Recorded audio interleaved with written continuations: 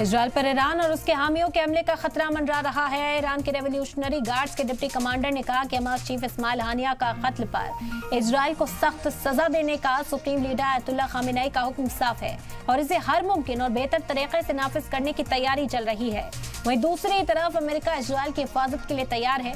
IRGC के deputy commander के बयान के बारे में पूछे जाने पर व्हाइट हाउस के नेशनल सिक्योरिटी तर्जुमान जॉन किर्बी ने कहा कि जब हम इस तरह की बयानबाजी सुनते हैं तो हमें इससे सीरियसली लेते हैं। अमेरिका ने पहले ही इजरायल और हथियारों और मिलिट्री के सामानों पर खर्च करने के लिए $3.5 बिलियन देने का वादा किया।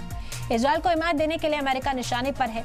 कल नॉर्थ ईस्ट सीरिया में अमेरिका के फौजियों पर ड्रोन से हमला किया गया था। ये हाल के दिनों में वेस्ट एशिया में अमेरिकी की फौज पर यह दूसरा हमला है। अमेरिकी वजीर खारजा एंटनी ब्लिंकन ने इजरायल के वजीर दिफा योआव गैलेंट्स को फोन किया और वार्निंग दी कि इलाके में कशीदगी का बढ़ना किसी भी पार्टी के मफाद में नहीं है। उन्होंने गाजा में जंगबंदी की जरूरत पर भी जोर दिया। अमेरिका ने मिस्र और कतर के साथ मिलकर इजरायल और हमास से 15 अगस्त को दोहा या काहिरा में बातचीत के लिए मिलने की अपील भी की है ताकि बंधकों की रिहाई और जंगबंदी को हतमी शक्ल दी जा सके। हालांकि हमास की तरफ से अभी तक कोई तस्दीक नहीं हुई, लेकिन इजरायल का कहना है कि वो बातचीत में शामिल होगा।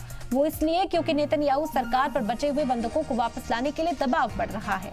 इजरायल के एक सीनियर सिक्योरिटी अफसर ने बताया कि गाजा में बंधक बनाए गए कई लोगों की हालत नाजुक है और वो ज्यादा दिन तक कैद में रहने की हालत में भी नहीं है। इसके बावजूद गाजा पर इजरायल के हमले जारी हैं। हाल ही में अल सहाबा इलाके में एक स्कूल पर इजरायली हमले में कम से कम 40 लोग मारे गए थे।